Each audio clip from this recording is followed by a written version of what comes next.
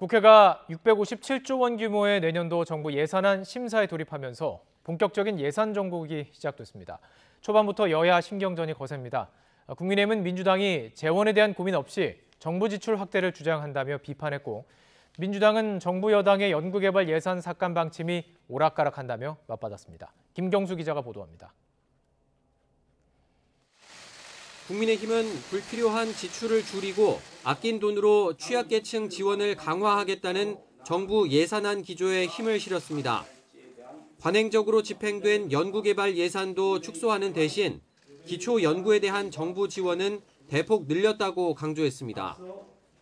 그런데도 민주당이 정부 정책 발목 잡기에다 근거 없는 비난으로 일관한다며 날을 세웠습니다. 재원에 대한 고려는 없이 포퓰리즘적 정부 지출 증대만 강요하고 있습니다. 경제에 대해 무지하거나 반대를 위한 반대만 하고 있는 것으로 볼 수밖에 없습니다. 반면 민주당은 정부의 연구개발 예산 삭감 방침에 공세를 집중했습니다. 대통령 말 한마디에 삭감을 추진하더니 여론이 나빠지자 은근슬쩍 증액을 발표했다고 주장하며 병 주고 약 주고식 행보라고 비판했습니다. 오락가락 국정 운영으로 초래한 혼란에 대해 사과하라고 압박하기도 했습니다.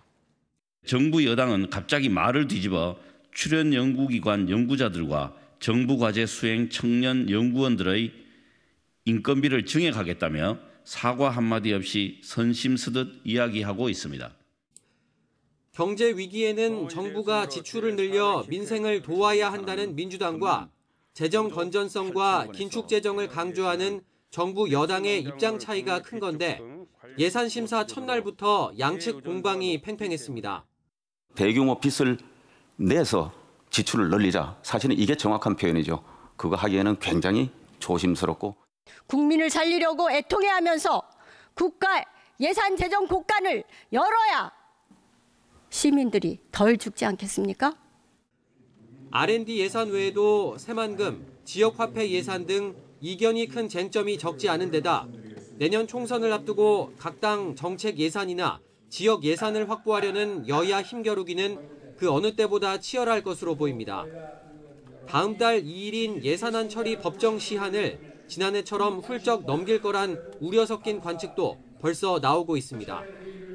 게다가 오는 9일 본회의에서 노란봉투법과 방송법 처리를 예고한 야당과 무제한 토론, 필리버스터로 막겠다는 여당의 충돌도 예산 정국의 변수로 떠오를 전망입니다.